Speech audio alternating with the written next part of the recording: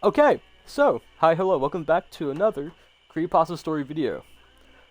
Today, the creepypasta we're going to be reading is called Cul-de-Sac, but before we get into it, I do want to say a few things. First off, the video is a one take, so if you do hear me stumble, mumble, fumble, and mess up my words, I am sorry. This video, as I mentioned, is a one take, and this is streamed live over on twitch.tv/JankyJohnny. I just don't have any editing software just yet, so if I do have edited videos in the future, then that's crazy. Second thing I do want to say, please consider using code GOONS at gamersubs.gg. It's code GOONS. Goons is a creator group, and they have a code for gamersubs. Gamersubs is the equivalent of energy drinks for adults, and they have really good flavors, and I highly recommend them. They have amazing flavors such as, I think it's Gamerfart 3000, and Shy Lily's Blowhole Blast. I haven't tried Blowhole Blast, but I have tried Gamerfart 9000, so go check them out. The link is in the description, and it's the first link you'll see. Okay, so outside of that, let's get into this story.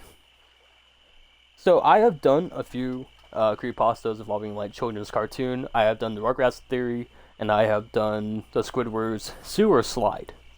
I had to censor that word because YouTube doesn't like that word. But I have done a few of these before, so I thought it'd be kind of cool to do the Ed, and Eddy version called Cul-de-Sac.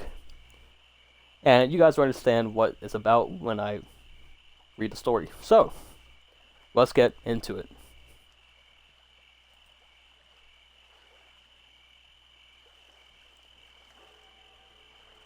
Cul-de-sac. We hadn't always been here, but the neighborhood has. Even before it was a neighborhood on Earth, this one had been here. Here for those that would be lost on those cursed grounds. Here for those who would die long before the real life ever truly began. Here for those who never really wanted to grow up. We all come for different times, and we come from different lives. But one thing remains true for all of us. We live on the earthly realm of the neighborhood at some point in our lives and died long before our time was supposed to come.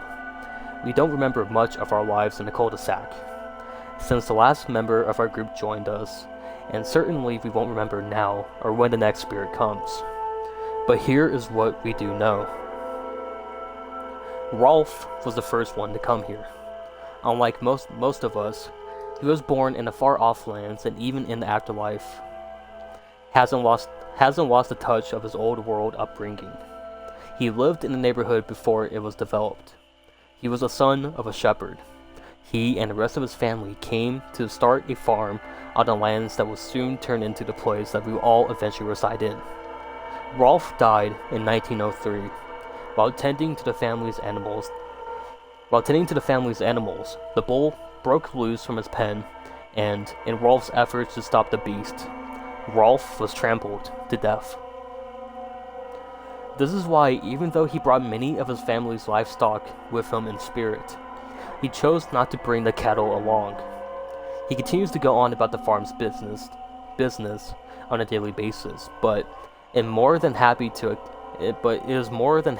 occasionally neglect them to play with the other children in the neighborhood. Johnny was always the lonely child. In fact, Rolf actually became his first human friend ever when he came to the cul-de-sac after his death. His parents moved onto the grounds of Rolf's former farm not long after his death. With no other children around and no field work to take up his time, as it did Rolf's, Johnny drew into his own mind to a great extent. From the former, Plank was born. Together, they wander about the countryside, climbing trees and getting themselves into trouble. Sadly, this didn't last forever, as a few years later, Johnny became bedridden with an illness, and in 1922, he died after a long battle with tuberculosis. He saw his imaginary friend Plank standing by him to his last breath. Even now into the afterlife, without the countryside to play in, Johnny still wastes so much of his time frolicking through the backyards and the streets. Eddy was the next to come. Eddy was born in New York City, but moved into the neighborhood in 1932, just as the Great Depression was hitting full swing. The neighborhood, while still different, was beginning to take form from the fields of his past as families moved in and split up the lands that had once belonged to Rolf's family. Eddy was always a schemer, and Eddy looked to do anything to bring some comfort to his very bare family. Bring any comfort to his very bare family life, even if it costed him the friendships of others. Eddy soon died in 1939 after one of his grand plans to swindle a sap backfired. He drowned trying to cross the local river after trying to run away from the angry kids that he tried to deceive. Even in the afterlife, he kept chasing after the almighty dollar. Then Sarah and Ed came. They came together not too long after that. By the late 40s, the cul-de-sac had already nearly taken its final form, as one of the pre-planned developments that became popular in the post-war era. As brother and sister growing up in the chaos of World War II, they both had various ways of escaping their lives as children of a dead GI and a working mother. Sarah became enraged and controlling as she sought to make sure that everyone around her knew that she was in charge, all in an attempt to copy off of her view of the hustle and bustle of her often working mother. Ed, on the other hand, went about it in a different direction. Ed has just shut down entirely. In fact, he shut out nearly everyone and everything in the world entirely, becoming what appeared to be a complete idiot. Ed chose instead to become completely involved in the monster movies and comic books that began to pop up after the war had ended. It wasn't too long after this that, in 1953, Ed and Sarah both died in a car wreck as their mother was taking them to visit their grandparents. Naz came a time after the brother and sister. Naz was a flower child, born to a pair of hippies turned establishments in the late 60s. She was a naturally beautiful girl that had always had a way with the boys, and men alike. She lived life on a whim and would often go about flirting and playing without any intentions. She died in possibly the most horrible way of any children in the neighborhood. In the summer of '79, a serial killer who had broken out of the local asylum had slipped into her house in the dead of the night and did something unspeakable to her body and killed her alongside her entire family. In the trauma of these events, she, in a way similar to Ed, shut out the world entirely and forgot her parents and siblings, which is why in the afterlife she doesn't ever receive demands from the non-existent parents unlike many of the others. This gives her much more time to lounge around and party as often as she does. It didn't take long before Double D joined the rest of the neighborhood. He was the child of two highly controlling professionals, and the age agreed that, despite of their constant absence, dominated his life. As such as Double D became quite the intellectual, and a rather meek and shy figure.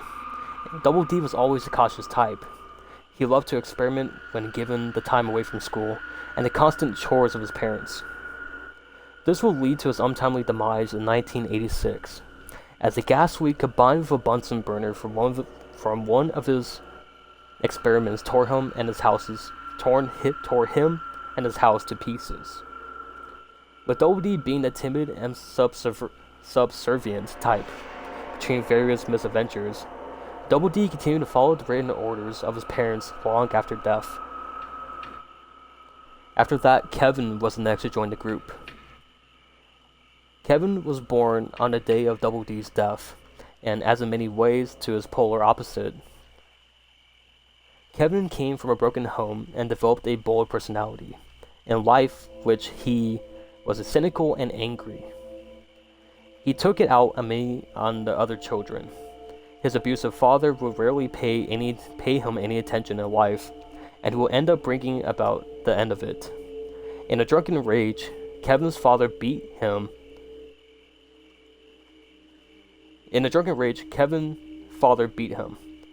After Kevin attempted to stand up to him. Kevin died on his way to the hospital in the winter of 1999. His father spent the rest of his life in prison.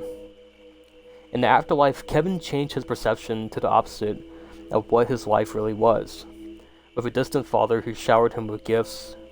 But however, he continued to maintain his bullying even in death. Jimmy was the last one to come to the cul-de-sac. Jimmy died in the year 2000, not long after moving into the house that Kevin's father has once lived in. Jimmy had leukemia, and he was barely old enough to walk. Now, Jimmy had leukemia since he was barely old enough to walk. As such, he was always a very sickly child, and due to his overprotective parents, he never really got to be around other children.